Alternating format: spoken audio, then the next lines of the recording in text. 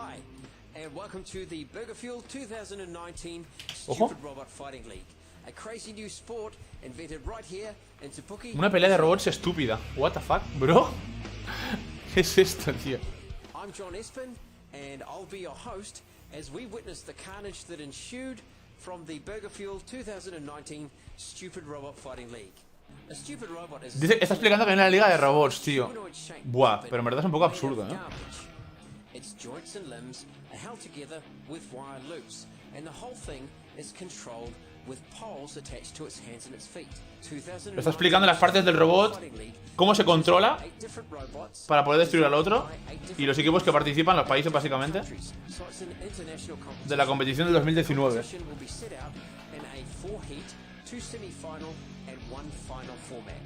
The rules of Stupid Robot Fighting League are very simple. The fight is one round of 2 minutes. The aim Dura 2 is to minutos. separate the stupid robot's head from its body. This is the knockout. El evento, voy a poner el título del evento más random que hemos visto en Fortnite, tío. 2 minutes. Then after the fight, the referee performs what we call a limb count. The stupid robot with the most limbs left at the end of the fight is the winner. Let's join with our commentators, John Hartley and Jeff Peterfy, as they call the first battle. Vale, la primera batalla de los dos. Murray, ojo, ojo Españita. Ojo Españita. Partido para España. Vamos a subir más el volumen. Ojo España, tiene que ganar España. Vamos, vamos. Adriano Justicia, confiamos en ti. Representando el país. Tú puedes, tú puedes. Si puedes reventar esos likes, se agradece un montón, gente, darle caña. Que estamos reaccionando a este evento. Mismatch, USA. 8 kilos. Ojito la altura también de este robot. En verdad es una currada que flipas, Correcto, si dejas like, participas en el sorteo, brother. Súper importante, ¿vale? Hay que reventar esos likes. Toda la gente que deje like y esté suscrita participa en el sorteito, ¿vale? En el segundo que será en mi canal.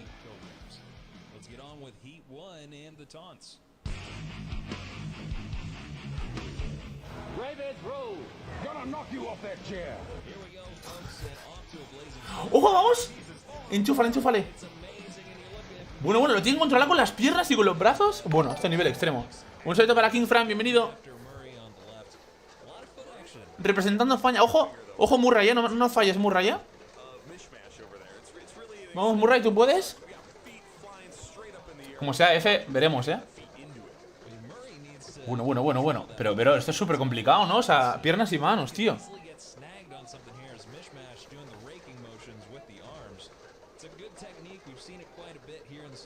Ojo. Fijaros que hay campeonatos de esto, Hay campeonatos de esas cosas, tío. Es que bueno, hay más campeonatos de lo que nos pensamos, sinceramente. De Tetris, de todo, de todo. Murray, estamos contigo. Es un evento súper random, tío. Es un evento súper random, chavales.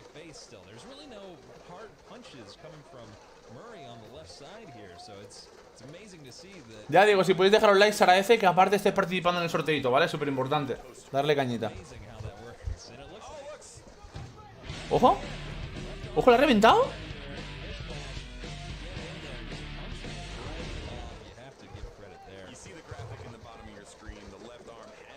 El sorteo que vamos a activar será de packs. Cuando los filtren, o sea, cuando estén 100% filtrados ya que sea verídico, básicamente. Que hay algunos que han salido pero no los tenemos 100% confirmados. Haremos un sorteo de algún pack o alguna cosa de Fortnite. Obviamente será el sorteo de Fortnite. No sea de otro ámbito, sea un sorteo de pavos o de packs, de lo que sea. En teoría, si la temporada acaba este agosto tenemos nuevo sorteo. Este agostito. Para toda la gente que deje like, como digo, esté suscrita con el código rawirizone, participa en el sorteo. Bro, ¿lo va a reventar o no?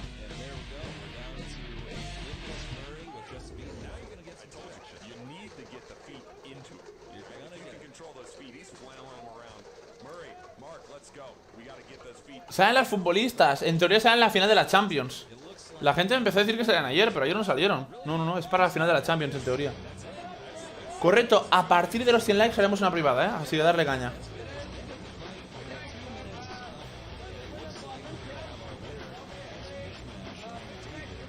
Creo que F, chavales.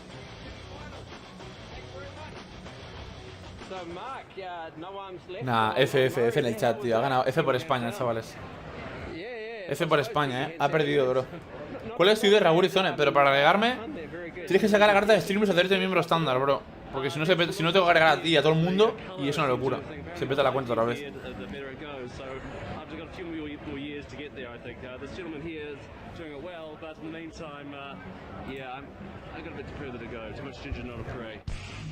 Ojo.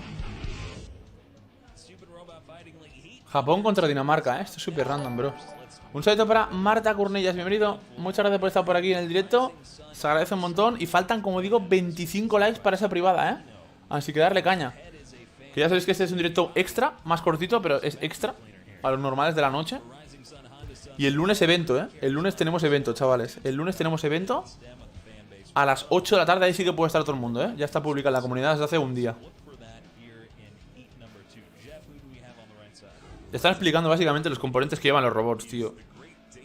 Dinamarca, el diseñador es Karina. Pesa 3,5 kilos.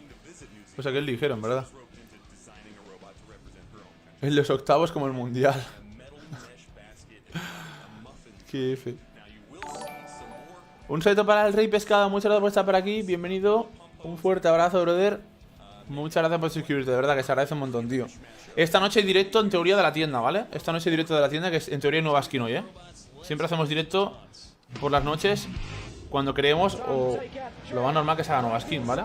Pues esta noche en teoría hay directo porque ayer no hubo por la noche, porque ya hubo el evento.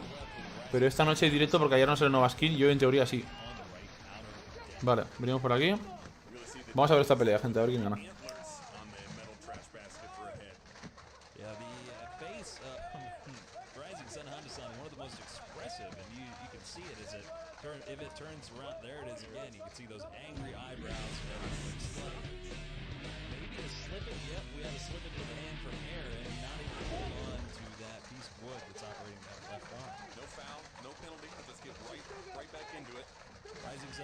Coming in with that right left combo and trying to attack that mesh basket for a head, and you can see some parts of the antlers flying off there. That tin muffin tin is all it does is just makes me hungry, Jim. The muffin tin, just looking at it, the Great Dane, yes, getting work done. That punch to the face right there. There was some aggressive right jabs to the face. Buah, F, F.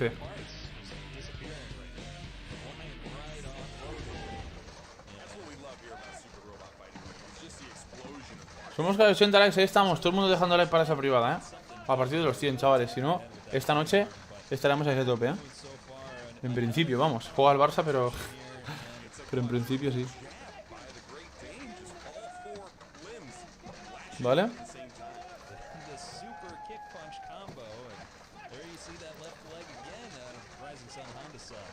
Pero bro, ¿cuánto dura este evento, tío? Porque si dura una hora... F, No te preocupes, Ana Jesús, muchas gracias por estar por aquí. ¿Vale? Ojito, Qué random, tío, este evento, bro. Decían que había Tetris también, tío. Quiero ver esas cosas más que esto, A ver si está más curioso, tío.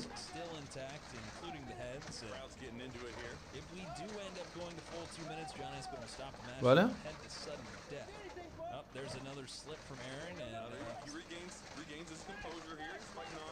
No stop there, another antler piece going away, and we'll see if the Great Dane can hold on. Really getting a lot of headshots in there. Big kick out of Aaron. Coming to the end, there it is. I knew we were getting close. It's 2 minutes, and so we will head to sudden death. No te preocupes, Ana Jesús, aquí estamos en directo para ver este evento un poco extraño, Más curioso que otra cosa, sinceramente. Así que si podéis compartir y reventar esos likes, se agradece un montón. Y depende del apoyo que tenga, lo resubo o no. Depende, a lo mejor creo que puede estar curioso resubirlo, a ver. No lo sé, bro. No lo sé, sinceramente.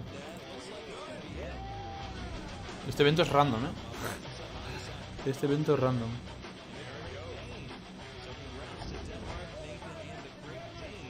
El evento más random de Fortnite voy a poner yo, creo, Sinceramente, de título. El evento más random de Fortnite, chavales. ¿Qué os parece el título? Flipas. Exchange of blows there. What's your thoughts on the whole jazz? Oh mate, it was I love being not myself, but I love my robot Vale. being in that Rectagon, and Nathan brought it to us, and no, he got away with the good win. Vale, perfecto. Cuidado, sigue la pelea de robots, bro. ¿Cuánto dura este evento, tío? Welcome back to the 2019 Stupid Robot Fighting League. If you're just joining us, you missed the first 2 fights. In those fights, we saw Mishmash win after taking off 2 limbs of its opponent. So far, moving to the semifinals, we have the USA and Denmark. That second fight. Vale, venimos por aquí. Great Dane ended up winning in sudden death over Rising Sun and Honda Sun of Japan. Here in fight 3, we've got Marcel piloting Marvin out of India. Marvin was designed by Raghav Nand. Cuidado, Marvin. Está re padre el evento. A mí me parece curioso más que otra cosa. Me parece un evento curioso y random, la verdad. Pero bueno, como aquí traemos todos los eventos y el contenido de Fortnite, lo tenéis aquí, chavales. Seguramente lo resuba, Ya digo, si podéis compartir el directo, se agradece un montón, gente. Me apoyáis muchísimo. Y reventar esos likes, ¿vale? Reventar esos likes, que llevamos solo de directo 1 hora y media. Y vamos a quedarnos 1 hora y media más mínimo, Hasta las 4 y media nos quedamos 100%. Bueno, claro, si va siendo apoyado, claro. Si va siendo apoyado el directo. Marvin India contra Australia, ojito.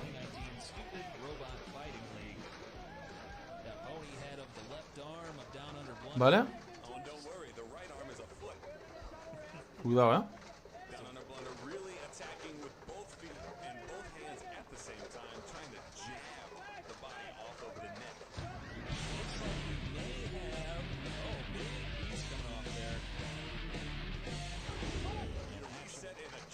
Me está entrando el hambre, chavales. Arriba España, ahí estamos. Ahí estamos. Si podéis dejar el like, se agradece. Ahora participa España en el evento y F, ha perdido. Eso sí que es verdad, F. Ha perdido, bro, en el evento. No puede ser, bro. Nos ha fallado. Faltan 3 likes para 80. A partir de los 100 likes haremos una privada, gente. A partir de esos 100 likes haremos una privada. Así que reventar esos likes si queréis jugarla conmigo. Darle caña. No entiendo este evento, yo tampoco, Es un evento bastante random, sinceramente. De momento es una pelea de robots, tío, a muerte.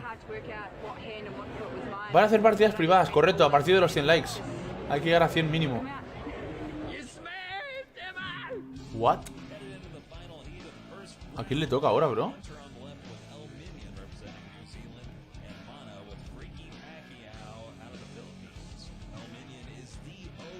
¡Ojo! El Minion. No me lo creo, el Minion, tío. De Nueva Zelanda, bro, el Minion.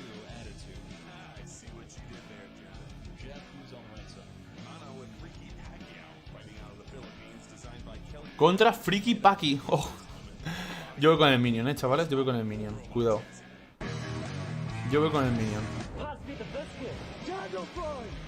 Ojo. El Minion. Yo voy con el Minion. El Minion a muerte.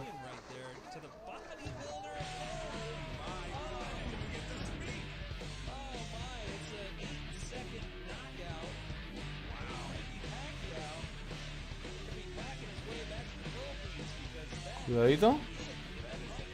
Pues la ha reventado, La ha reventado, tío. El flipante que haya campeonatos de estas cosas, tío. Es curioso, O sea, no me lo creo. Mira, España eliminado, tío, de verdad, bro. No puede ser, tío. Quedan las semifinales, ya. Ojo. Ojo Australia, que no paran. Bueno. Un saludo para Fernando, bienvenido. Si dejas tu like, se agradece un montón, brother. Queda semifinal y final y se acabó.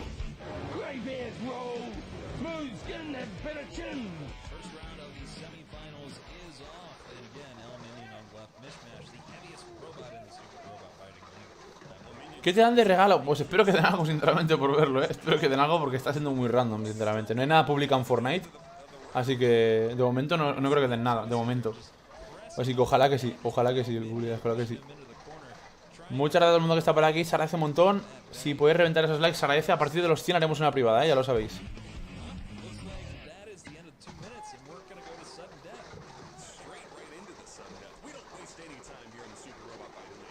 ¡Ojo! Esta es la semifinal, se la están jugando.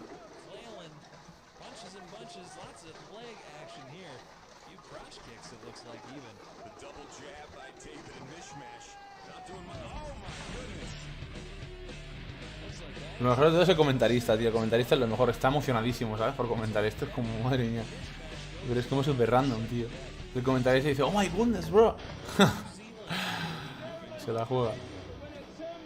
Winner el minion, let's go. Lo sabíamos. Lo sabíamos. ¿Vale? Ojo, se va a jugar la segunda semifinal, Ha ganado el minion, Cuidado. Cuidado que el minion que gana. Unos tickets de cambio. No sé a qué te refieres ahora, bro. Me he quedado pilladísimo. Unos tickets de cambio. No sé, ahora no caigo, lo que me estás explicando, bro. La pantalla.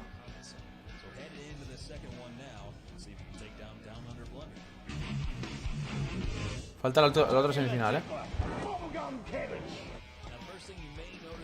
Australia contra Dinamarca, Semifinal 2 y luego la final y se acabó.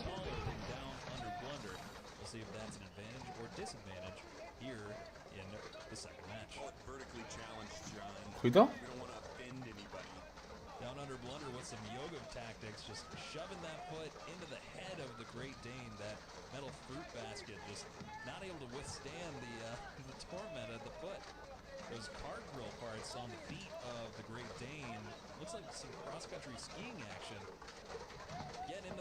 Se lo puede reventar, en verdad. A la tienda de hoy, ¿sabes si pueden algo guapo? En teoría, hoy hay nueva skin, en teoría. No sé lo que saldrá, pero en teoría hay nueva skin. Porque ayer no hubo.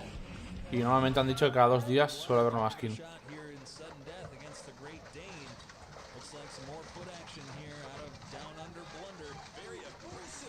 Vale. Así que hoy estaremos en directo también esta noche, en teoría. Esta noche, si no pasa nada, estaremos en directo para ver lo que digo, esa tienda de Fortnite. A lo mejor sí que empezamos un poquito más tarde, pero estaremos para ver esa tiendecita de Fortnite, para ver esa nueva skin que saldrá. A ver qué pasa. Se la ha reventado. Madre mía, la patada la ha metido, bro. Se la ha metido. Increíble.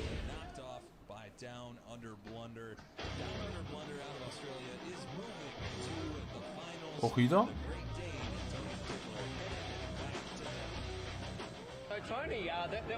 Increíble, tío. Como digo, faltan 20 likes para esa privada, Darle caña. Hay que llegar a esos 100.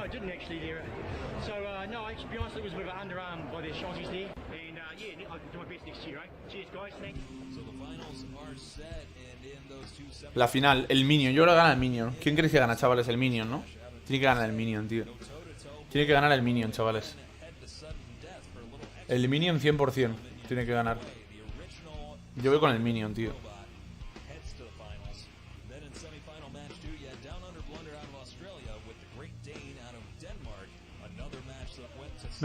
Me comentan por el pinganillo que me dan un baile, ¿sí o qué? Buah, ya ves. Pues ojito, si dan un baile mejor. GG, si regalan cositas, perfecto. Venga, va, que empiece la final y acabe, va, por favor. Vamos. Vamos, minion. Ya que España no está, chavales, vamos a ir con el minion,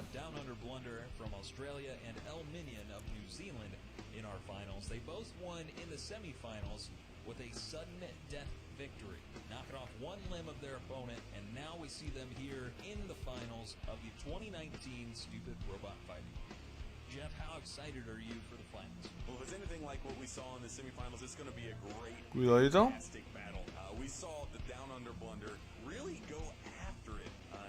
Saludos desde Barcelona. William, muchas gracias por estar por aquí, brother. Se agradece un montón, tío.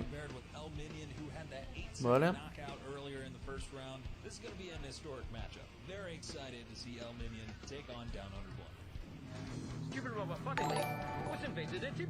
Grande, el bully, aprecio por pantalla porque se ha suscrito. Muchas gracias, bro. Se agradece un montón. Un saludo para Andrés Sánchez. Si dejas el like, se agradece un montón. Y todo el mundo ha compartido el directo, Ya lo sabéis. Qué random, tío, esto.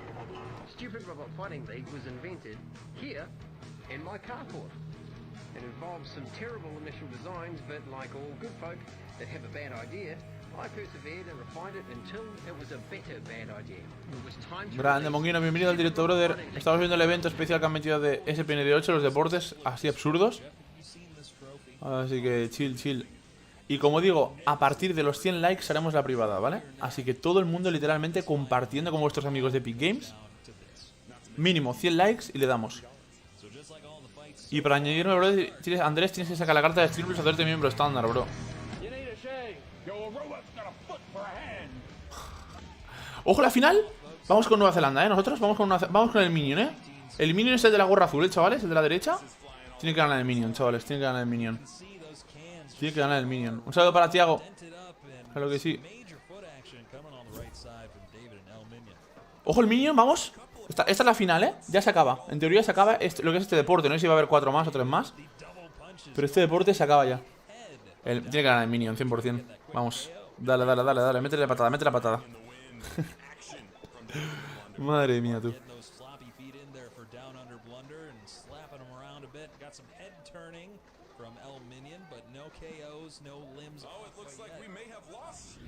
¿Ojo?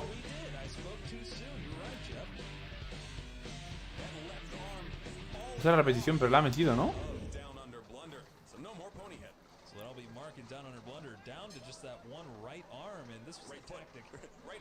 Ojito.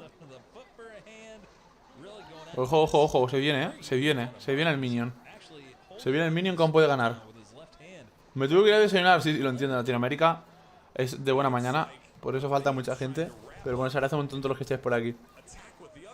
Vale, perfecto. Ojo, ojo, ojo, Ojo Minion.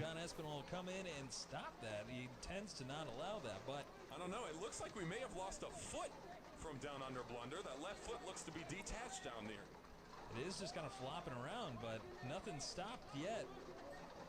Really just not being used by Down Under Blunder. So El Minion really with the distinct advantage here. Coming across. Vaya final, ¿no? Creo que ha perdido el Minion, ¿eh? Creo. So strong here in this final match. Down Under Blunder, it is looking bad. That left foot pretty much out of the gate. No. Qué random, tío. So the 2 seconds. Oh look, he caused a slippage. Oh boy, this is it. Another slippage. That right arm of El Minion cannot be controlled. He cannot be held back. It looks like Correcto, hay más cosas aparte de estos mini robots, Inter, correcto. Esta es la final, ha ganado, tío, creo. Ha ganado. No ha perdido el Minion, chavales. Creo que ha perdido el Minion. No, hombre, no. Creo que ha perdido el Minion, chavales. Ah, no, ha ganado el Minion, ha ganado el Minion. Ha ganado el Minion, ha ganado el Minion, Sí, ha ganado el Minion. Ha ganado el Minion. Es que parecía que el de la izquierda se estaba alegrando, tío. Por eso he dicho que... Quedan después del evento, dicen que van a dar un baile, en teoría. Ha ganado el Minion, chavales, GG. En teoría más deportes. Así que si podéis reventar esos likes, la privada lo votaremos después, pero mínimo hay que llegar a 100, y compartir el directo. Mínimo hay que llegar a 100 likes y compartir, chavales. Ha ganado el Minion. Es que parecía que el de la izquierda se alegraba, tío. Como que había ganado. Y en verdad era como frustración, creo. Lo que va a salir de la risa.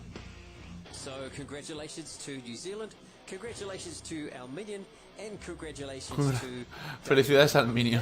That trophy Increíble. is pretty special, don't you think? Thank you for joining us for the Burger Fuel 2019 Stupid Robot Fighting League. We hope to see you... Que fijaros cómo se llama. La liga estúpida de los robots. O sea, flipas, tío. Stupid robots, tío. GG. Ojito.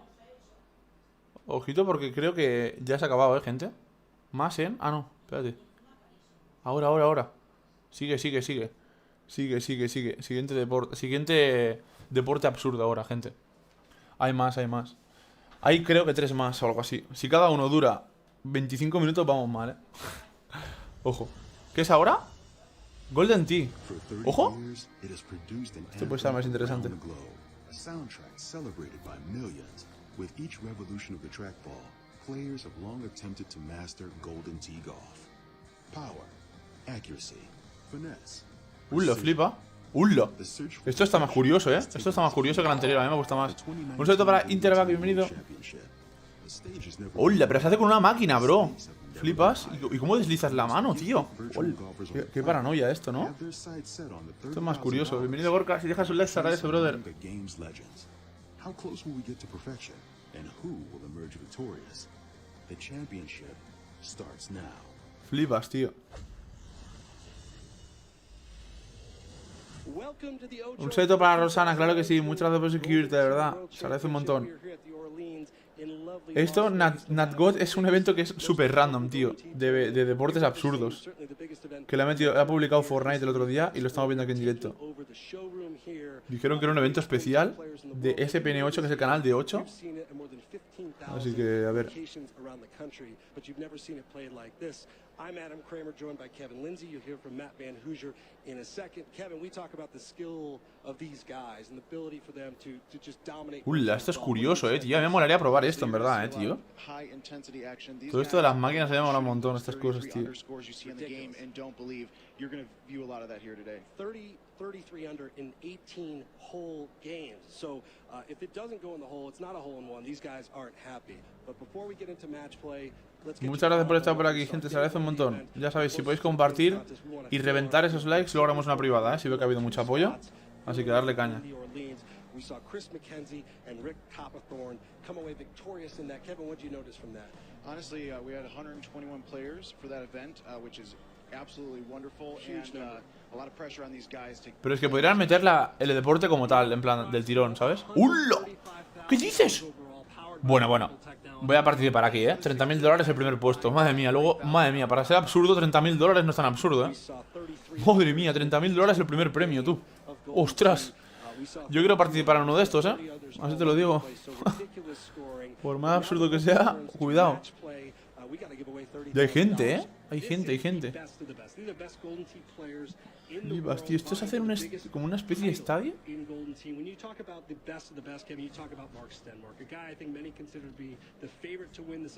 Qué curioso, tío. Hoyos en uno, lo tiene un montón, bro. Rondas un montón, mejor puntuación.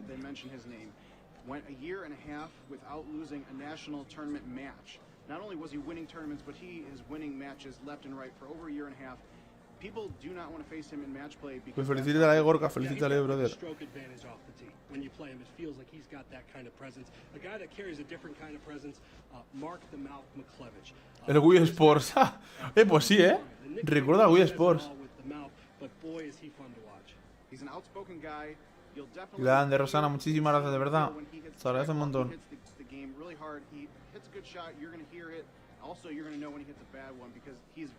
Este hombre es el jefe, tío, de este juego, tío. Es como Dios este hombre, ¿sabes?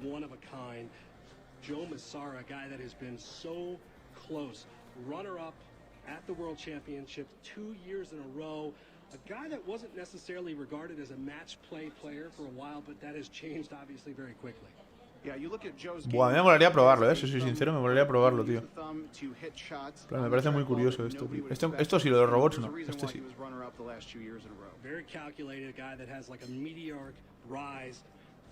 Le tiran tomates a la pantalla, tío. A guy that's won 2 world championships, a guy that's played a ton of Golden Tee, but not lately. So what do we expect to see from one of the most decorated players in the game? Well, you talked about it, 2002 world champion, the very first Golden Tee world champion, won a second one in 2007. That was 12 years ago. Casi metió un hoyo en uno. Part-time player now, it's not his full-time gig. He took second place in Tournament of Champions in late 2018, and that really kind of started his rise back up to the top, and that's why he's here today. He's playing well. Yeah, he's still got game. I mean, a guy that's looking for just his first world champions, forget about 3, is Clint Grover. Really, it's a matter of time for him, right? This is a guy we've been following, and a guy that's just had some success on some of the smaller regional tournaments, but what do you expect to see from him on this bigger stage? Well, you talk about Joe being a quiet guy. Clint Grover is the same. When he is in match play, he's got headphones on. He is just focused on his game. He's had a lot of top 4 finishes in the national tournaments over the last year or two. Never anything. Si lo puedes instalar, a ver, tampoco me lo voy a instalar en el ordenador, ¿no? Pero me prefiero la máquina recreativa de estas.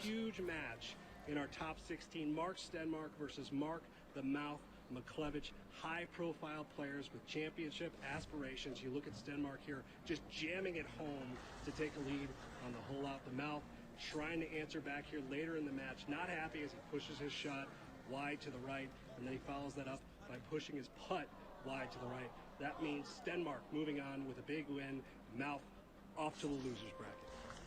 Let's get you caught up. A former world champion in Greg Kinsler going up against a rising star in Clint Grover. We take you right out to the turn hole 9. ¿Has jugado a Clash Royale? Sí. Bueno, quién no, en verdad. Grover, meanwhile, converts his short look for double eagle to take the lead. Mi squad sigue aquí, Mi squad sigue viendo el evento. Mi squad resiste, tío. One hop, right in the cup, hole in one for the former world champ. He's done that before. He gets it. He's excited. He was dancing around the stage. Kinsler pumped up to potentially go a little bit farther. However, hole 18, those dreams end when Grover converts this putt from the fringe. Clint Grover, he's on a run. On fire. Massive, massive win for him.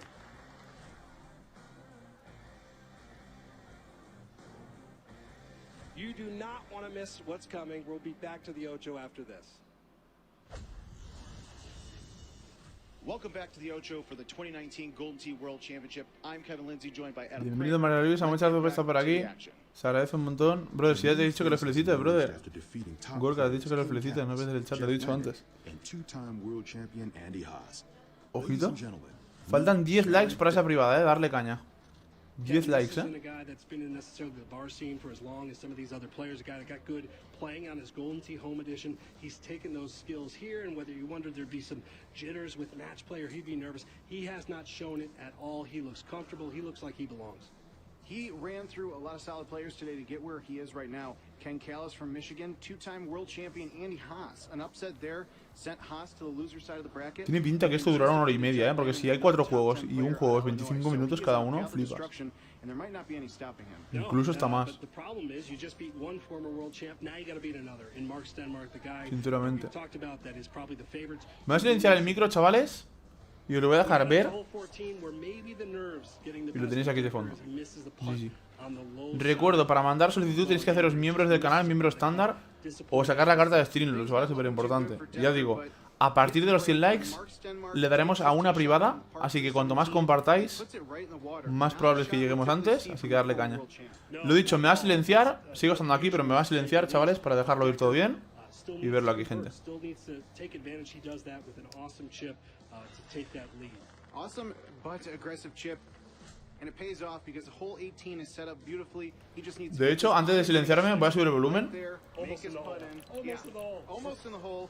Makes his putt in for eagle, and just like that, he's taken down the former world champ and Mark. Y yo sigo aquí, gente. No os preocupéis que hablo por el chat. And a tournament run that is really flourishing for a guy that we're learning a lot about. An update from the tournament in the bracket. Down goes Mark McClevich. The mouth is out, loses to Andy Fox, former player of the year. Not the finish that mouth wanted. The world championship is going to have to come another year. However, it's a guy that knows the importance of this community. We sat down with him to talk about it. My name is Mark McClevich, nicknamed The Mouth. The community as a whole, man, it's crazy. Every day I feel I had all these people at my wedding and all these Golden Tee players. I mean, I had 250 people at my wedding and 100 of them were these guys. It's fantastic. I mean, they've family for years. Man, I fake confidence a lot just because, you know, it's the mouth, it's a persona. But the way I ended today, it's not fake. It's coming hard at them. I'm coming hard. I come to the tournaments as more of a public show to have fun with everybody. And looking back, man, I'm taking a look at stats and things of these tournaments, and you see how the top guys, Gossett, Luna, Haas, and Stenmark, win pretty much every tournament that they're all at. And they're the ones that aren't going out and having a blast with everybody. They're out of the bar by 10 o'clock. And some of us are there until 2:30 playing with everybody. I think that's more important than always just winning. Great to hear from Mouth, but now it's time for the winners finals, aka the King of the Hill match. And Kevin, this is not the match we expected to see here. No, this is the Cinderella story versus the dark horse, Jared Decker versus Clint Grover. Let's dive into the action. We take you out to hole 3, where Jared Decker, applying pressure right away, almost gets that one to jar. Hole 6, you're looking at the thumbs there. He does one better. Looks like it's close. It is in the hole, so takes an early lead on Clint Grover. Hole 7, nice long dead center double eagle putt for Jared Decker, making up for some of the errors we saw earlier on in his evening. And then get here, it's just about brute strength, right? Sometimes you just got to get the driver, let the big dog eat. 400-yard drive to put the pressure on Clint Grover. Kevin, you've seen this shot before. When your opponent is on the green, it gives you a lot to think about. And now, really, the pressure is all on him. Yeah, Jared had an amazing tee shot. Hopefully, Clint Grover can go ahead and follow suit. It looks like he just ends up short in the rough. Has a nice look at an eagle chip here, but not what he wanted to see after Decker lands it on the green. Close. And that's a chip that these guys will make a lot. They make it look entirely too easy sometimes, but not there. And again, after those early putting struggles, able to convert. We blast a hole 14, where Decker, who was hot, not so much here, a little bit deep with his tee shot. Yeah, so Clint Grover is going to need to take advantage of that bad tee shot from Decker. He's down a stroke going into the later holes, and look at that. He's going to hit a high tee forward on Almost the green, in. almost Boom. right in the cup. Yeah, not only did he put the pressure on Jared with his chip, he almost pulled that thing out and really flipped this match around. So it's really obvious here. We saw Jared make a big chip earlier. Not so much here. Just slides by. Yeah, right on by the right-hand side. You're looking at Jared Decker on hole 18, though. Beautiful tee shot after Clint Grover carried his ball too far in the sand. So this is a do-or-die chip for Clint. Otherwise, Jared Decker's moving on as king of the hill. A little bit uphill elevation. Just a little too strong. Which means Jared Decker, once again, unbeaten in the finals. And if you're going to win the World Championship, you're now going to have to go through Jared Decker, which is something the loser side of the bracket is going to try to do. Yeah, two of those guys, Greg Kinzer, former world champ, Jeff Lannon, another top player from Illinois. Top player, great game, guy that's just looking for his breakthrough. These guys are all tied up through 18 holes. Now taking a look at hole 2, sudden death. Yeah, sudden death here. You drop a shot, you are most likely out. And Jeff Lannon here, disappointing short on that. Kinzer battled his way back into this. Not something you often see in these matches where these players this skilled needs to stick the green really and put the pressure on Lannon. Yeah, he's going to take what he saw Jeff do, and he's going to adjust his shot, which he does, hits it out to the right side of the green, and he makes his putt in for eagle. And Jeff Lannon is eliminated by Greg Kinzer. Now Greg Kinzer moves on to take on Mark Stenmark as we move up through the bracket. And that gives us a battle of Golden Tee Titans. Greg Kinzer, Mark Stenmark, 3 world championships between them. Kinzer, maybe not playing as much, but on hole 1 here on Agave Ranch, it does not show. From the sand to the dirt, puts it in the hole, puts the pressure on Stenmark. Stenmark is not used to the pressure being applied to him so early on in a match, but not one to stray away from trying to make a chip of his own. A little bit different than Kinzler's approach. He is in the rough, so he's going to have a little bit more methodical approach to his shot here. Same thing here in hole 14, although a bit more difficult of a chip. Barely misses it to the right edge of the cup. He's going to show that look of disappointment because he putts in for birdie. Knows that he cannot give up strokes like that to Mark Stenmark. Yeah, that's the problem when you're playing Stenmark. He's going to get into kind of the control golf mode. He's not going to miss many of these. He doesn't miss that one there. Once he gets an advantage, which he has on hole 18, tough to beat. Kinzer here, Kevin, he's got to drain this thing. Yeah, not a good situation for him here. He knows that he's down a few strokes, and unless Mark Stenmark makes a bad mistake, probably going to walk away here with 4th place. And look, most of us, a 260-yard club to carry 313 yards, you'd look at that as a bold move. Not for him, though. Not only does he get it there, he almost puts it in the hole. Or hasn't played as much. Just an awesome showing at the 2019 World Championship for Mark Stenmark. He's got more games to play. And then there were 3. Jared Decker is just waiting to see who he's going to play. And before we get to that finals match, we go to hole 15, and this outcome, not similar at all. Just unlucky, really. Stenmark with a 1-stroke advantage, trying to be aggressive, but hits that cactus, which means Grover's got an opening. Yeah, takes his shot into the fairway. He has no other option. Now, Mark Stenmark, we've seen him do this before. He's going to get creative and try to get as close as possible to maintain that lead. You're resigned to a fact that you're probably giving up a stroke. At least most mortal Golden Tee players would be giving up a stroke. But you see Stenmark here with just a thumb shot, lets his ball in, and look at that, right in the center of the pin. And if you're Grover, you fist pump, you shake your head, and you say, you know what, that's how the best in the world do it. Yeah, you can't get much better than a recovery eagle shot from the fairway. So here on hole 18, we look at Grover down in this match. He's got to make something happen or hope for a Stenmark mistake here. A really good shot on a tough pin. Yeah, this is not a shot that pretty much anyone in the world would try in this situation, yet he's so comfortable. You see him turn away and fight his ball into the wind and put it close. Again, if you're Clint Grover, you tip your cap, you make your putt, you shake his hand, and you congratulate Mark Stenmark on making yet another world championship. An amazing run by Clint Grover. He takes 3rd place in a string of national victories, and obviously doing it on the world championship stage is another notch in Clint Grover's belt. With 2 players left, The pressure could not be any higher. There's never been more at stake. Stay tuned to find out who will be your 2019 Golden Tee World Champion.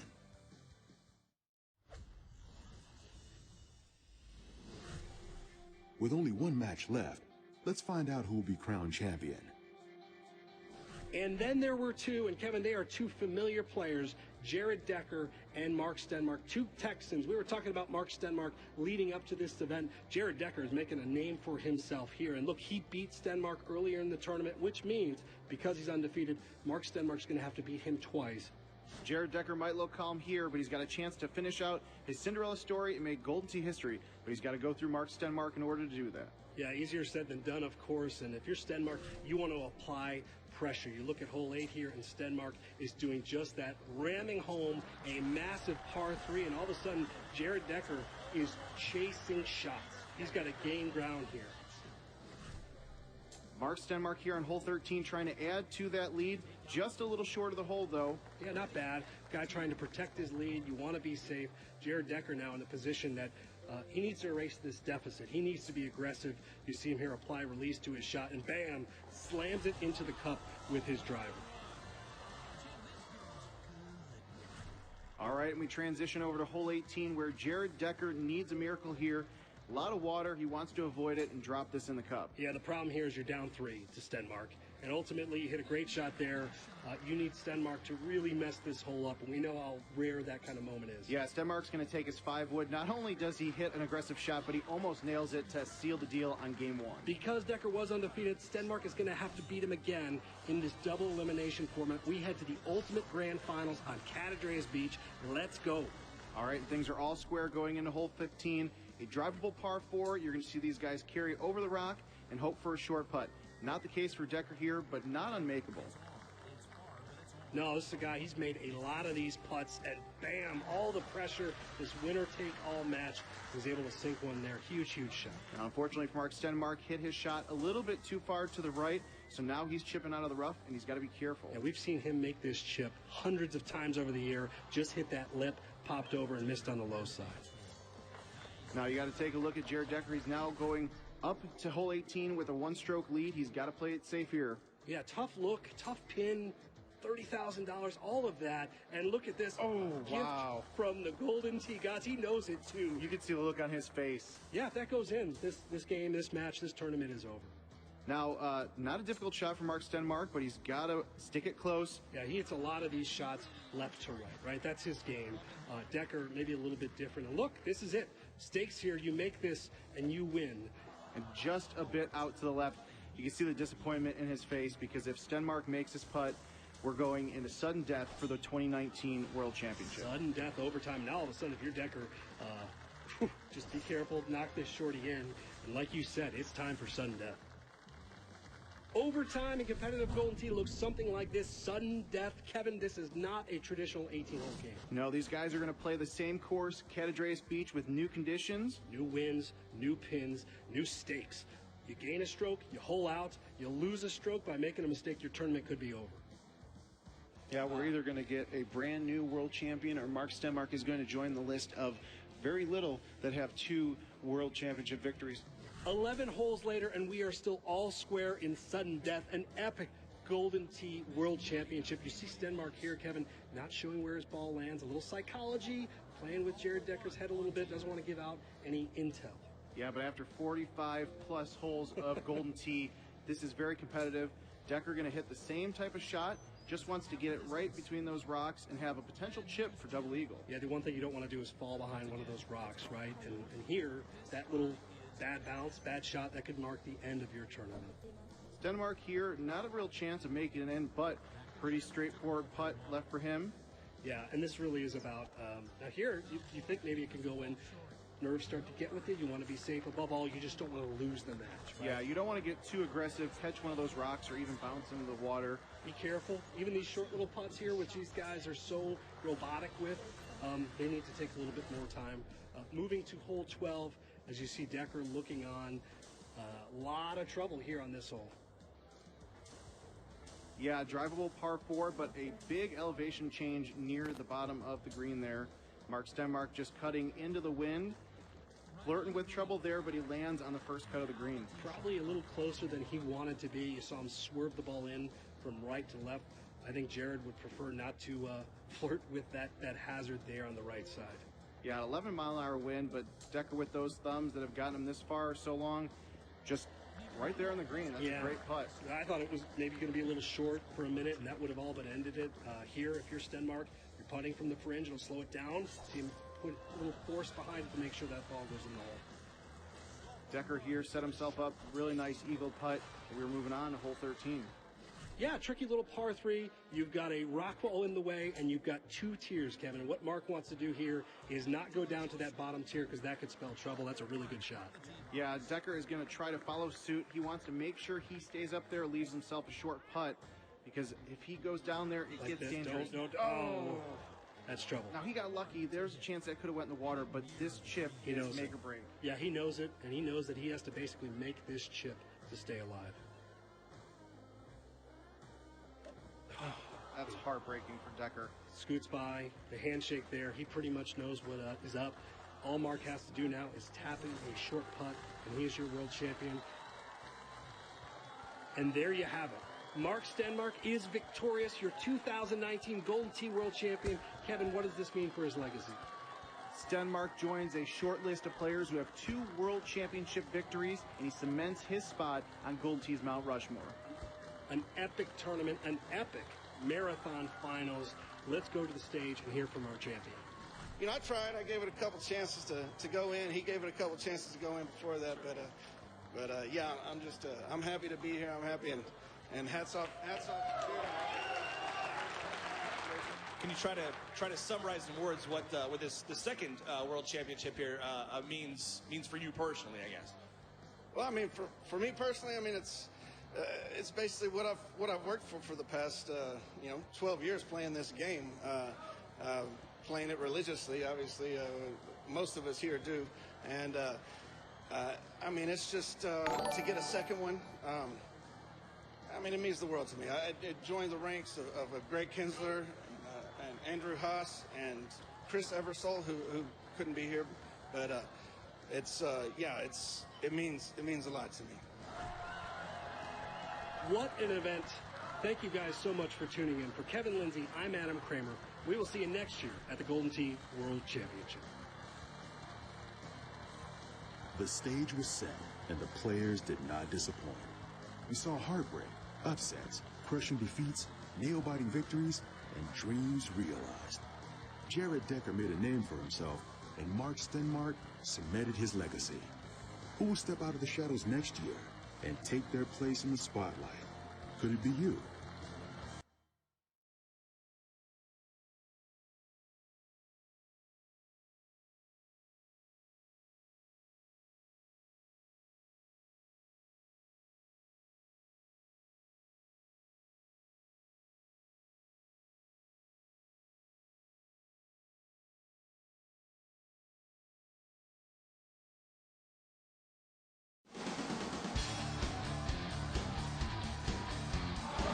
The dream of a national championship, more than enough to get these round net players from Texas A&M and Georgia all riled up. That's because that dream becomes a reality for one of these round net clubs today here in Athens, Georgia. Hello and welcome into the Spike Ball College Championships alongside 2-time national champion Sean Boyer. I'm Marshall Harris, where it's already been a whirlwind week for a bunch of round net clubs today. Sean, you've loved what you've seen. I have. We had some great action yesterday and today. I think the difference so far has been in serving. The teams that are making the breaks, getting the aces, are the ones usually going through. I think that's going to be a big factor today in the finals. It's been a huge, huge weekend for teams trying to advance to the championship. Let's show you how Texas A&M and Georgia got to this point. Taking a look at the quarterfinals on, you'll see there's been a lot of competition. Really, parity's been the story, Sean.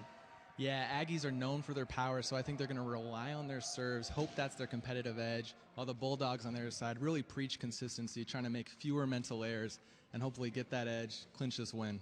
Let's welcome in the third member of our broadcast team, Stormy Bonantoni, with more. Stormy? Well, Marshall, more often than not, when you see the game of round net played, it's on sand or grass or maybe even turf. Very rarely will you see it on a hardwood court surface like we have here today. But weather here in Athens has forced us indoors for this tournament, and it's certainly been a factor and been a challenge for a number of these teams throughout the day. Now, while the Georgia Bulldogs will certainly have the crowd at their advantage here on their home court, the other side, the Texas A&M Aggies, feel like they are the ones with the advantage because one of their 3 practices every single week is on a racquetball court at College Station, so they feel quite confident on the surface here today. Thanks, Stormy. Taking a look at the Spike Ball College Championships format, these 2 schools will have 3 squads each, 2 players per squad. Opposing schools will compete in best of 3 matches. Now, each match consists of 3 games. The first team to win 2 games win the match. As for those games, the first 1 to 21 wins the game, but you have to win by 2. Let's get you caught up on what's already transpired in this championship match. Texas A&M strong in game number 1. They never looked back, but game 2, a different story. Yeah, different story. Laughlin served so strong in game 1, did not show up in game 2. Georgia able to show their true consistency and power through. That takes game 3 that will determine who will take match number 1 and have a head start on this best of 3 match series. The sport of round net is played 2-on-2 with each team starting on opposite sides of the net. Now, once the ball is served, you get up to 3 touches to try to return the ball back on the net, just like 2-on-2 volleyball. Think bump, set, and spike. Now, what makes round net unique is that after the serve, there are no sides or boundaries. You can run, pass, and spike the ball off the net in any direction to try to win the point. When a team fails to return the ball, the rally is over, and the other team receives 1 point. That's it for the basics. Grant Laughlin from Texas A&M. He's a senior electrical systems engineering major. He'll be teamed up with David Louie. Louie, 24 years of age. He's from Singapore. He's a mechanical engineering major. They'll be taking on the team from Georgia. It'll be Min Bowie, who's from Stockbridge, Georgia. He's a finance major. He'll be partnered up with Addison Powers, the final member of this first match. Addison is from Augusta, Georgia, just down the road. He's 21 years old. He is a computer science major, and we are ready to start with Addison Powers serving, hits front rim, going up against David Louie, and he'll get a second serve. That one returnable, but apparently it hit pocket, and the point will go to Texas A&M. It's been an interesting start to this series with the similar score lines in game 1 and 2 of this match. I have no idea who's going to break out and win this one, but it's going to be exciting. Hard serve return by Laughlin, and Georgia finds a way to get it done. Min Bowie answering the call. Yeah, Georgia's coming in with momentum after last game's win. I think that could really help them mentally down the stretch here.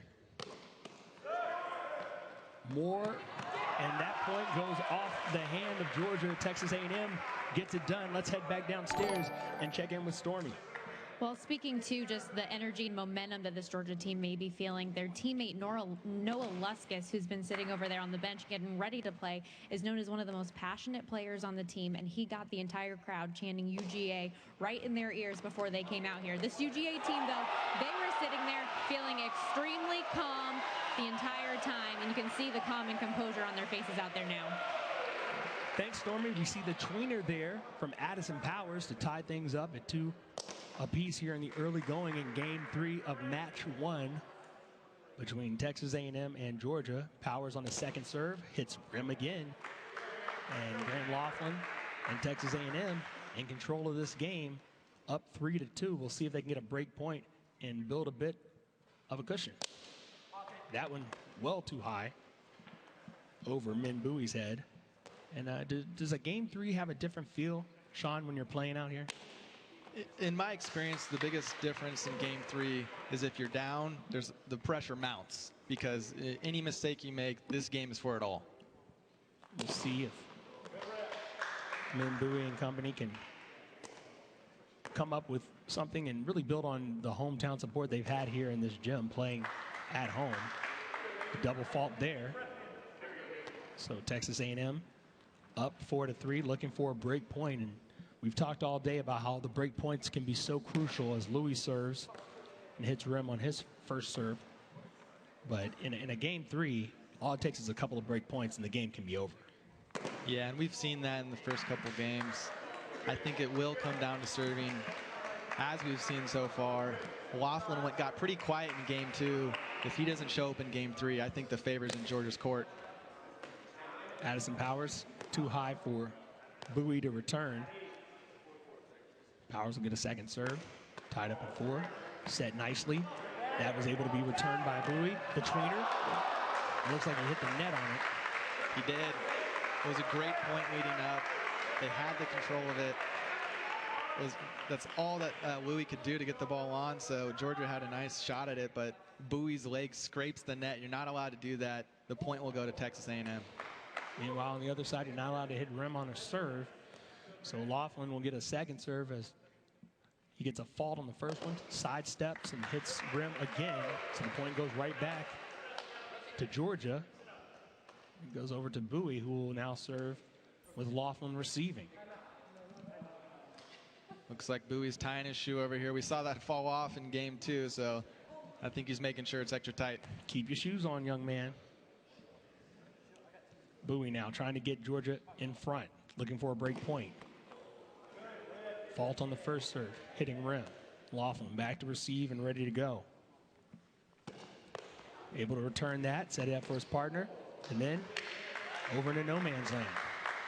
If I was coaching Georgia, I would tell them to recognize that Laughlin's been wrapping the ball a lot into his body. So we'll see here. You can watch him read the defense, and he's hitting even more towards himself than he normally would. Great shot there by Addison Powers. Nothing Louis or Laughlin could do about that. Powers now will have the serve. Still looking for our first break point here in game number 3. That one was high. So Louis will call for a second serve after a fault.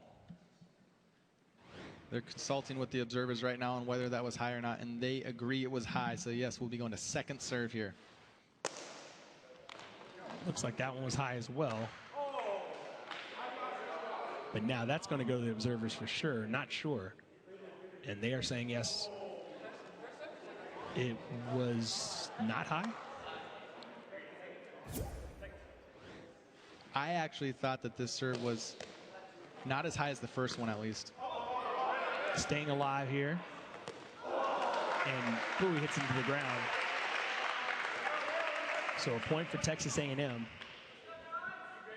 Yeah, interesting series of serves there. In the end, A&M comes out with a break ahead.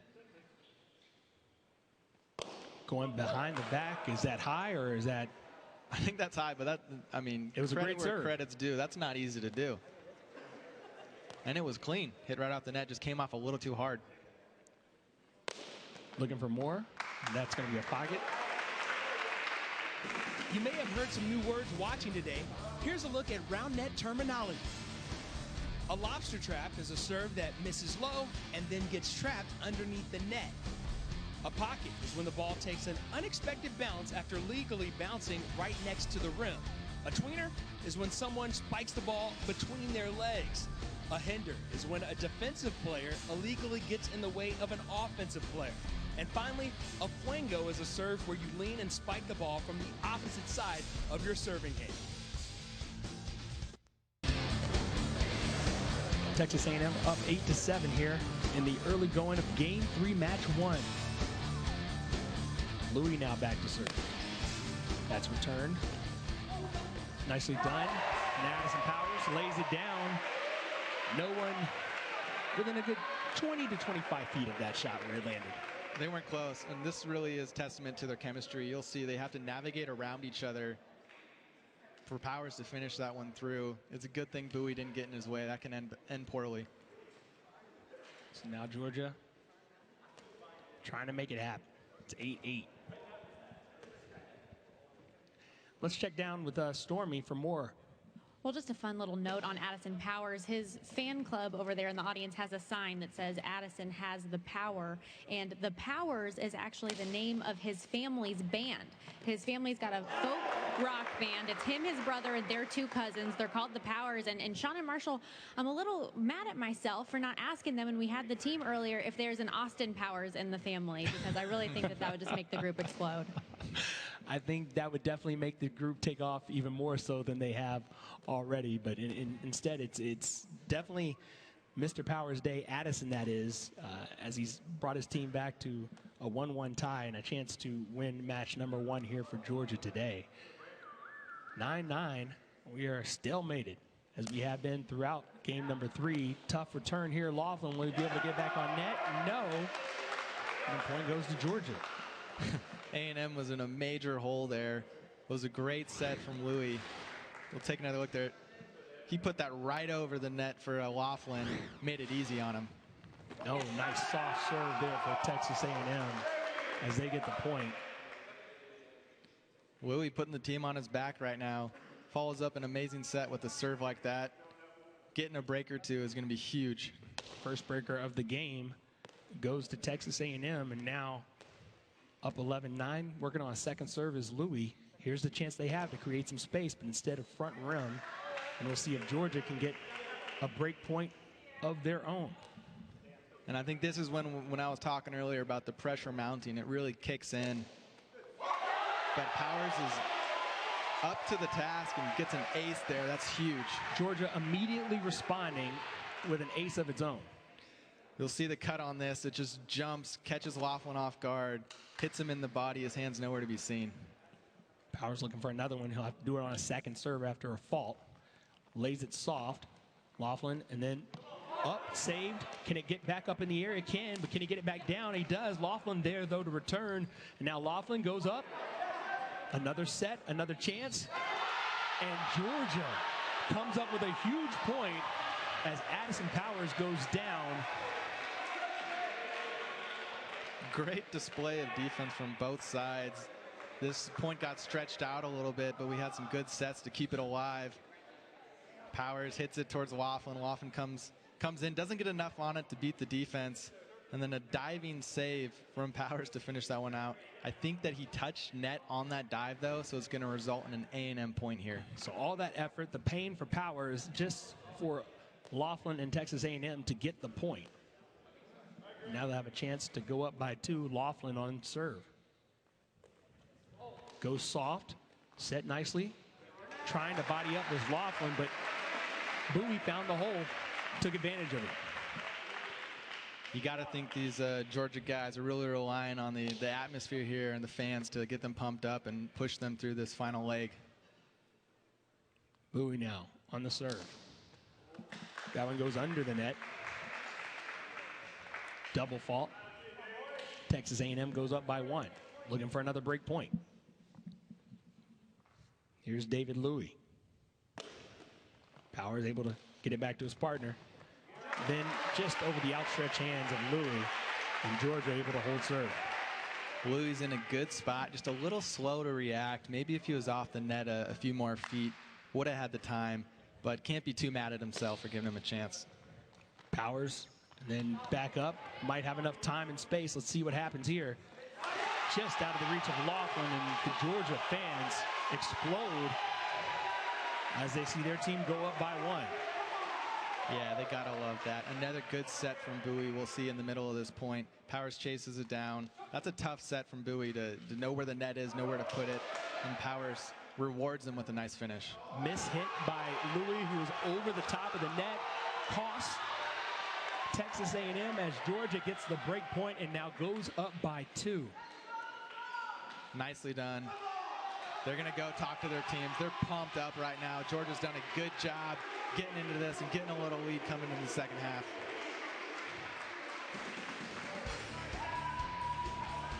So Georgia goes up by 2 here in game 3 of match number 1 for the Spike Ball College Championship.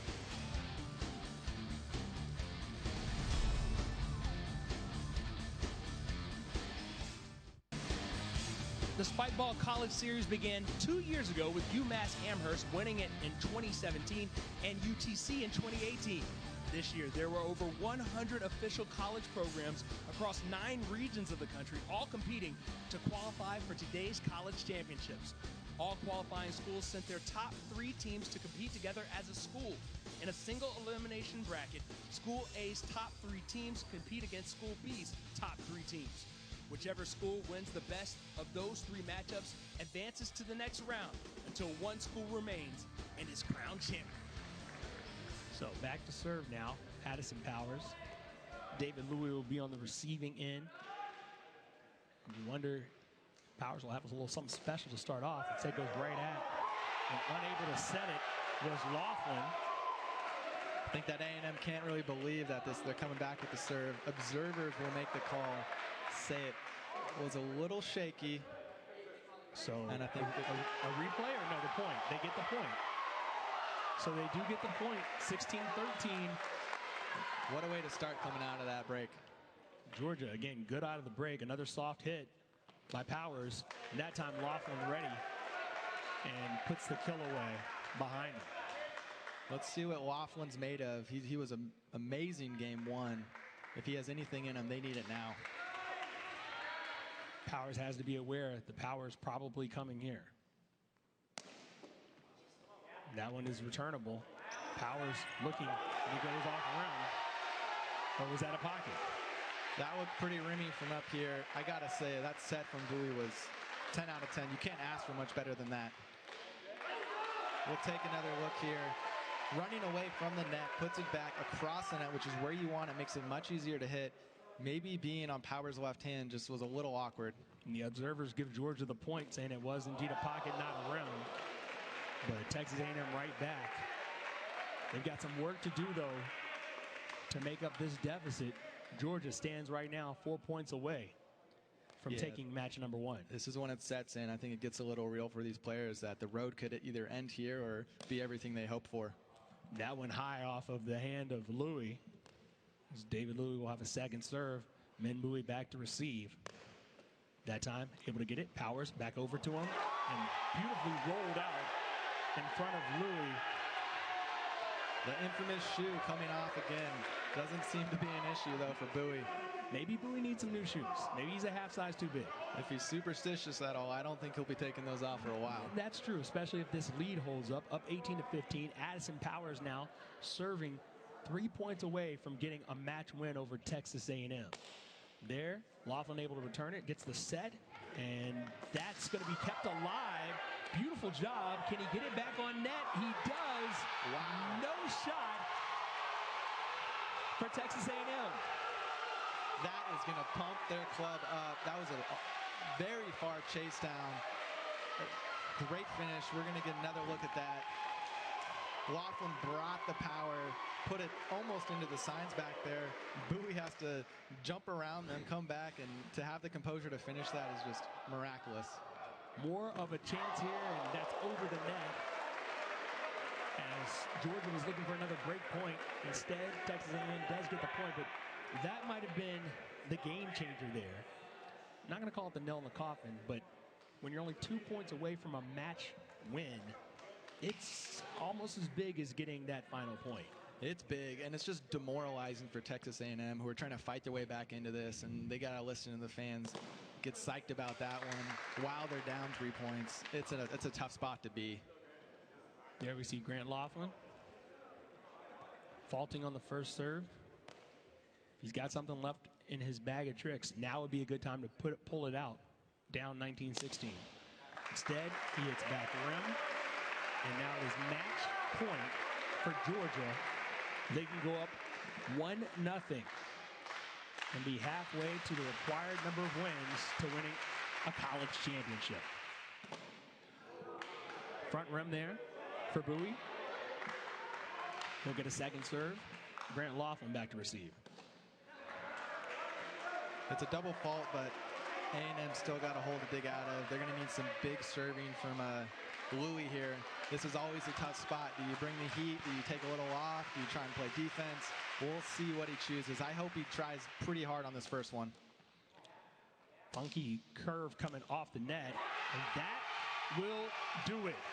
Georgia takes match number 1, 21-17. Able to get the win, and you can see the home team getting all the home support out there on the court right now. And Sean, just the way they were able to finish them off in the teams, that's where this game was decided.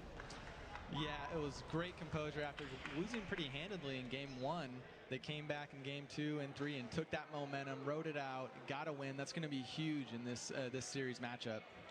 Let's go down to Stormy Bonantoni for more on this big win for Georgia in match number 1. Stormy? Well, Addison certainly brought the power in those last couple matches. What was the difference after game 1 to come back and really change the momentum? The mood of this entire building changed after game 1. Yeah, so after game 1, I think we talked about getting serves on, so we landed some more serves, gave us opportunity to play some more defense, and yeah, get defensive touches to eventually make the breaks to make the comeback. So. Yeah. How would you describe the pressure and the anxiety to come out here and set the tone in game 1 for your home crowd?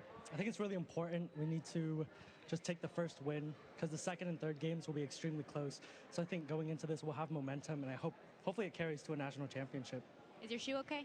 Yes, it's okay. It came off a few times, but it is okay. Congratulations, guys. The shoe check is complete, and so is match number 1 between Texas A&M and Georgia. Georgia up 1-0 here at the Spikeball College Championships.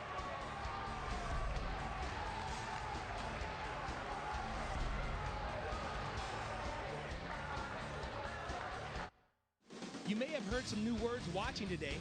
Here's a look at round net terminology. A lobster trap is a serve that misses low and then gets trapped underneath the net. A pocket is when the ball takes an unexpected bounce after legally bouncing right next to the rim. A tweener is when someone spikes the ball between their legs. A hinder is when a defensive player illegally gets in the way of an offensive player. And finally, a fuego is a serve where you lean and spike the ball from the opposite side of your serving hand. Welcome back to the Spikeball College Championships. Texas A&M took game 1 of match number 2. Let's get you all caught up by looking back at game 1. And early on, it looked like Texas A&M might run away with match number 2 because they were dominant, Sean. They were. They came out really strong with serves both from Marshall and Hinkle.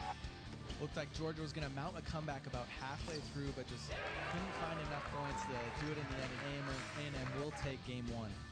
Kyle Chapman, Patrick True did their part in terms of making it a close matchup.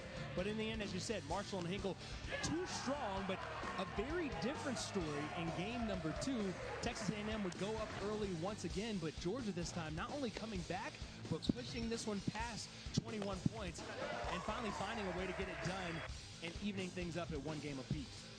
Yeah, I think it really helped having the fans for Georgia. They rallied behind the team. And Chu, for me, was the biggest difference in this game, too. Able to get a lot of serves, get a lot of aces on, and find enough hits to get past A&M and force a game 3. So Georgia not only playing at home, but also playing with all the momentum heading into that decisive game number 3 in match number 2. Georgia going for the national championship win. Meanwhile, Texas A&M trying to fight to stay alive and force a 3rd match. Game number 3, match number 2. Texas A&M trying to stay alive by winning the match. Meanwhile, Georgia can clinch the Spikeball College Championship. Let's introduce you to our players in match number 2. We've got Luke Marshall for Texas A&M, an aerospace engineering major from Austin, Texas. He'll be partnered up with Frederick Hinkle. Frederick from Sugar Land, Texas. He's a communications major. They'll be taking on the duo from Georgia here in match number 2. Started off with Patrick Chu. Chu's from Savannah. He's a management information systems major. And he'll be partnered up with Kyle Chapman. And Kyle, 20 years old, hailing from Hoboken, Georgia. He's a civil engineering major. So we're ready for match number 2. Marshall here is back with you with Sean Boyer, Stormy Bonantoni, giving you the call of what's been an exciting day of round net so far. We're starting out with Patrick Chu serving. Frederick Hinkle able to get the first point on a textbook round net play. Yeah, Hinkle just throws that into space. Hits it right between the defense. So it's a nice solid start. All right, so front rim there for Hinkle on his first serve. And what's got to be the mindset here of a Texas A&M team that had that game all but won late and then watch Georgia come back? Yeah, it came down to those mental errors from A&M after a very strong game 2, which ended up in forcing this game 3. I think they got to just rely on what they've been doing, keep to the same strategies, and hope in this game 3 they can get an edge. Patrick Chu with the kill there. That'll put the ball in Kyle Chapman's hands as he'll serve. And Chu was at the start of that comeback again on his serve, able to bring back Georgia. Now Texas A&M's got to gather things together. For more, let's check in with Stormy. Well, you guys talked about the mindset of Texas A&M. Well, the mindset of this UGA team is just one more. 21 points is all we need. Let's go in here and get the work done here at home. And Patrick True kind of funnily said that he was a little bit tired, which is ironic because everybody on his team makes fun of him for being lazy because he doesn't really move a whole lot out there on the court. He takes fewer steps than he does grunts, apparently, according to the rest of his team. But he said that he was feeling a little bit tired. Well, he's been certainly efficient today, Stormy, and Patrick Chu, maybe they got to work on his conditioning program, Sean, but right now they've gotten it done. And here in the early going in game 3, we're seeing just from a technical standpoint, pretty fundamentally solid. This is what you're supposed to do when you're on defense playing roundhead. Yeah, nothing too fancy from either team at the start of this game 3. I think they both just want to get those points that they know they can earn and not make those mental errors that have kind of been the difference in game 1 and 2. Double fault there from Frederick Hinkle. Goes back over to Kyle Chapman. So Chapman and Chu here able to engineer a comeback in game number 2. They can clinch a national championship if they can find a way to get it done. Meanwhile, as Stormy mentioned, Texas A&M just trying to get to 21 points so they can force a third match between the two schools. Chapman, front rim there, double fault. And now Luke Marshall will have a chance to serve a break point and put his team up by 2. Pivots over to his right. That one's up in the air. It's going to be a difficult return. And yep, that's one way to get the job done if you're Luke Marshall, as Kyle Chapman could not handle the serve. Yeah, good speed from Marshall on that serve. And for them to get a few points up here in the early stages of game 3 will be huge mentally, knowing that the whole title is on the line if they lose. Marshall serving for a break point, unable to get it done, however, as the point goes to Georgia after the double fault. And Texas A&M here in match number 2 has gotten out to leads in each of the first 2 games. Georgia's come back twice, but in game number 1, Texas A&M able to rally and hold them off. In game number 2, that wasn't the case as we played past 21. Georgia able to win on back-to-back break points. Let's see, a fault was called there. And right now, Texas A&M in control after a break point. Hinkle. You're saying that's a high serve? I don't believe it was, but let's see what the observers say. They're going to redo it. Yeah, I think they're going to redo it, so it'll still be his second serve here. So Hinkle trying to figure out what he wants to do. Goes for the power, but hits the back of the rim. 6-5. Texas A&M up. Kyle Chapman looking for a break point. That one goes high. A little high there. If you hit pocket, hit rim, or go high over them, it'll be considered a fault, and you're allowed 2. And double fault for Chapman. And Texas A&M trying to grow that lead to a point where Georgia can't make a comeback. Return there. Softly done. Smart play by Chu. He saw Marshall creeping on the net, so he just takes some power off, hits it into his shin, and there's no way that ball is going to be coming back towards him. Flango still working on that is Patrick Chu. He's yet to land one of those, but do you like that he keeps going back to it? He's been getting the aces, so I don't necessarily think I would tell him to stop. But at some point, you've got to make the other team earn it. What a save. Let's see if they can get it back on net, though. Chapman instead ends up with a lobster trap, but it was a valiant save to start off the hit from Chu. Yeah, we've been seeing this a lot today. Amazing defensive ups, forcing a chance at it, and then missing on that final stage. It's hard to be upset, but those conversions are what really make a difference. Here's Frederick Hinkle. He goes with the flango, the soft toss. Chu from Chapman, and then Chapman with the finish. Great response there to a difficult serve considering how powerful Hinkle usually is with his serves. Yeah, take a look at this. Chapman does a good job getting the short. I think he senses Marshall coming over behind him to try and play that wrap hit, so he hits it with a backhand behind him where Marshall just was. Here's Kyle Chapman again, returned by Hinkle, and then over to Marshall, who easily sets up Hinkle for the kill. A&M with a nice 2-point cushion here. They're going to need this going into the second half. That ball goes up and high. Marshall will get a second serve. Chu back to respond, and that one misses everything. Double fault, so now Chu will be in the driver's seat. Again, Texas A&M up 9-8. Second serve coming for Patrick Chu. Is the team of Chu and Chapman. He hits front rim, though. It's a double fault. Yeah, they're just trading points back and forth here. We've seen this today. These teams are evenly matched. They're trying to find the edge in the serve. Here comes the set. Is that a hinder? No. Looked like it was out of space. Yeah, if the ball was a little more playable, not hit so far along, we'll get another look here. Then possibly a hinder call, but Chu was trying to duck away, and Hinkle didn't have a play on it. Pocket there for Chapman. Georgia looking for a break point to even things back up after being down 2 most of this game. Double fault instead, though. And now a chance for a break point for Luke Marshall.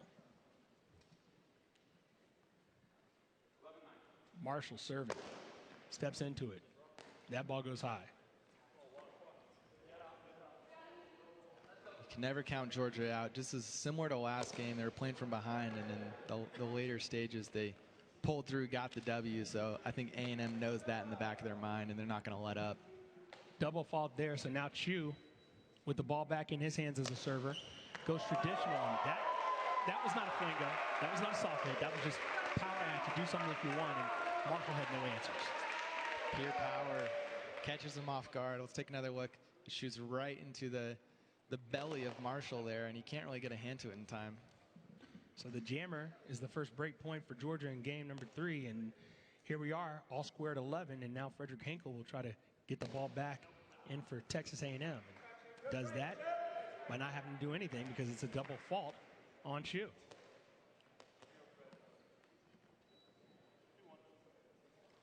Hinkle. A little high there for Chu to return. So a second serve coming. Able to return it with his left set. Can he get the backhand going? They keep it alive, but Hinkle can't hit. Wow, golden opportunity missed there for Texas A&M. Yeah, the body from Hinkle to initially put that ball up.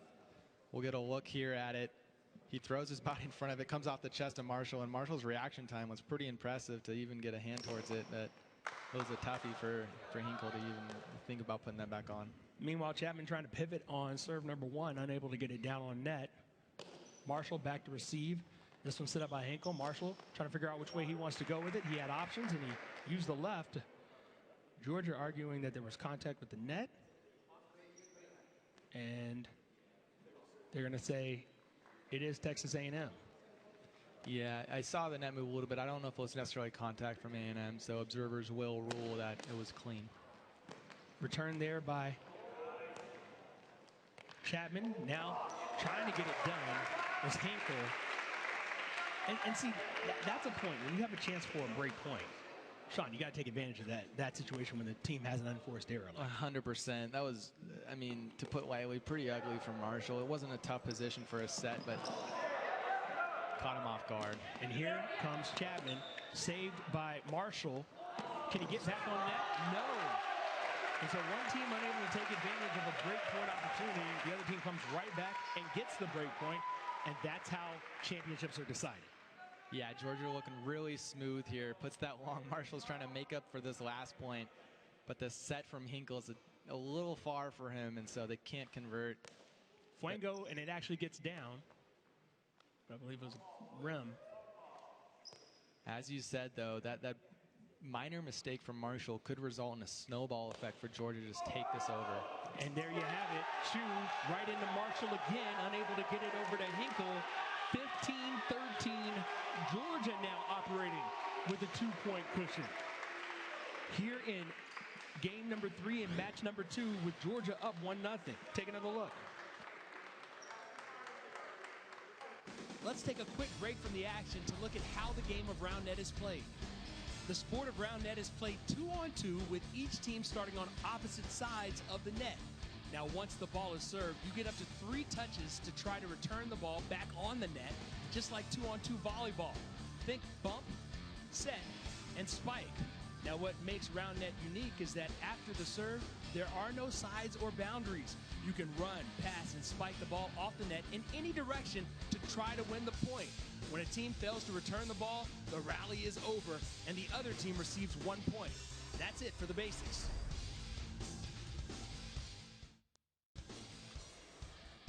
The Spikeball College Series began 2 years ago with UMass Amherst winning it in 2017 and UTC in 2018.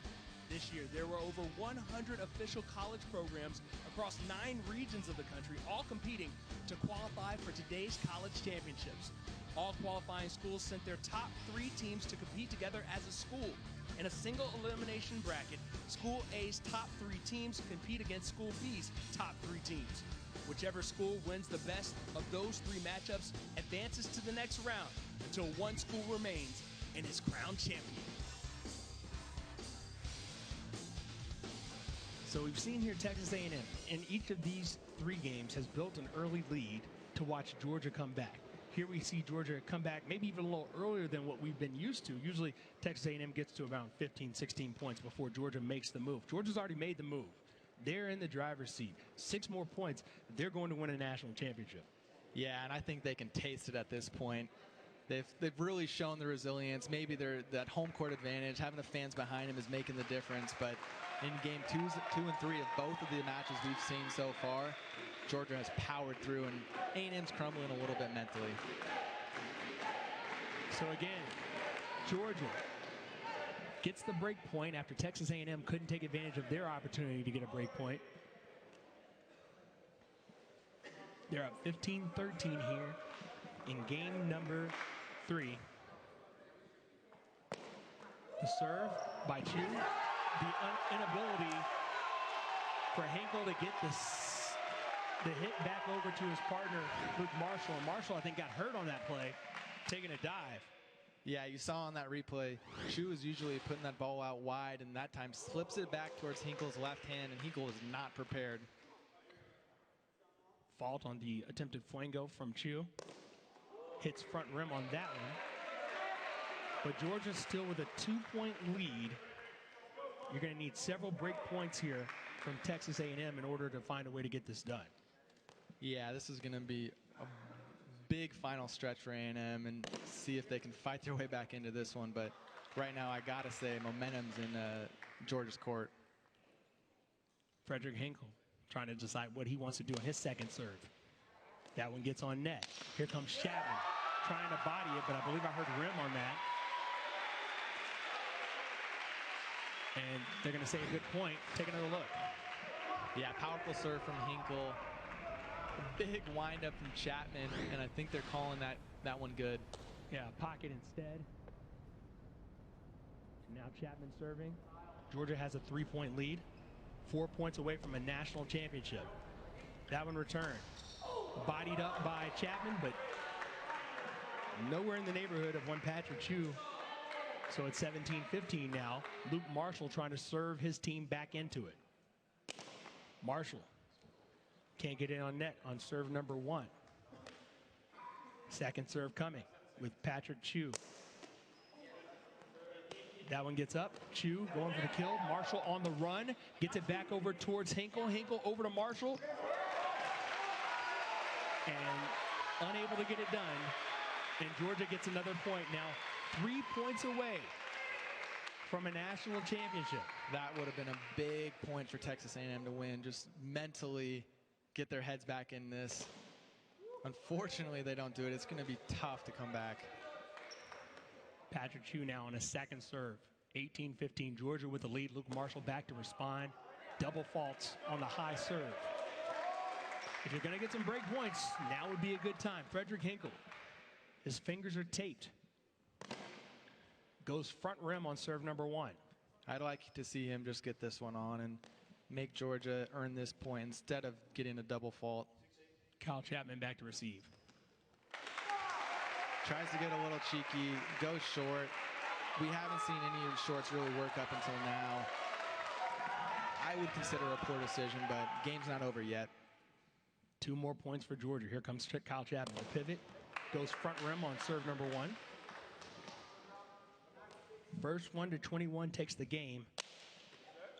That one gets down on net. Hitting on 2. Trying to keep the body alive. Still alive. Here comes the rally. Chapman. Set.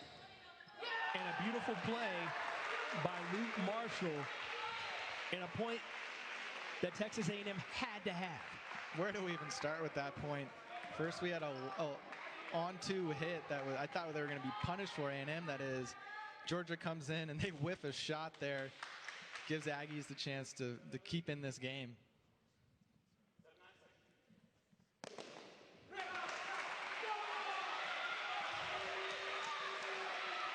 Big game point here.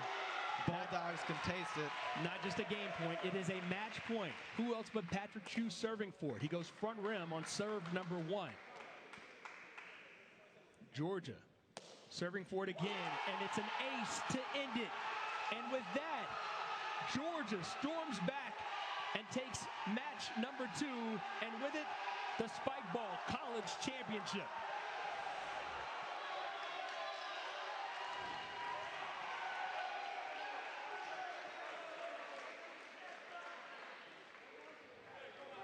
Let's go down to Stormy Bonantoni. The UGA Bulldogs, congratulations. First and foremost, guys, after coming in 3rd last year, you guys said that that was motivation for you guys coming into this year. How gratifying is the redemption on the stage and taking the championship? Oh man, it's unbelievable. Coming in last year, you know, didn't really know what to expect and ended up getting 3rd, and then we took that motivation, grinded all year long, had practice after practice, played in tournaments after tournament, and then coming here, seeing all the hard work pay off is just, you can't ask for any better feeling right there. In both of these first 2 matches, you guys went down a game to Texas A&M. How were you able to battle back and close this thing out so strong? Honestly, the first game was rough. Yeah, we were getting A's, but it's like since we took that long break, I think we needed that needed time to get back into it. And I think as the games ramped up, the more points we got in, we just started to get our feeling back, and then we definitely came out on top. Well, it was a lot of fun. This thing was rocking. If you guys don't mind, before I let you go, can I get you to call the dogs for me? All right, you got it, Kyle. Go dogs! Back to you guys. Georgia, your national champions. Let's take a look at how they got it done in game 3 of match 2. Texas A&M got off to an early, strong start yet again, Sean. But you know what? It's not how you start, it's how you finish the matters. Exactly. A&M won both game 1s of each match, but UGA coming in strong in game 2 and 3. We saw in their play, they were confident, maybe had some good talks with their teammates, decided how they were going to adjust. And in the end, we're the better team consistently. And you take a look at just the Kyle Chapman and Patrick Chu combination. We talked to these guys beforehand, and we knew that they were going to be ready and consistent, and depth really come into play. But we never even got to a 3rd match because they were able to finish off Texas A&M, and it seemed like that home court advantage started to pay big dividends late. It really did. It seemed like it was getting in A&M's head a little bit. Their mentality, you could just see sort of shrink as Georgia was pulling away, calling timeouts, trying to just slow their momentum. But Chu was on fire with those serves. Yeah, again, Texas A&M had a lead early in this one, but once Georgia got in control, they never let up, and really no answers for Texas A&M late in this one. It was tough, and we'll see here a poetic ending for Chu. He was big for them on serves and ends up getting the ace for the win. Couldn't have asked for a better end on Georgia's front. That's how you get championship point done. The celebration on court, and Georgia is your national champion. And now the Savage Apparel Company plays of the day, and there were several highlight reel plays happening between Texas A&M and Georgia. Both teams bringing out all the tricks, all the skills. A nice tweener there from Georgia. It was a good set from his partner. The fans are absolutely loving it. And you see guys not afraid to hit the deck, if you will. Everyone had on knee pads, and they were not afraid to use them, even though they were on an unfamiliar surface for some. And you see the ace there to end it. And that was kind of the story of the day, is Patrick Chu's ability to make things happen late. Georgia wins the national championship. And we'd like to thank everyone who tuned in for the Spike Ball College Championships from our entire crew, including Sean Boyer, Stormy Bonantoni, and Marshall Harris. Thanks for joining us. The Spike Ball National Championship has been decided here in Athens.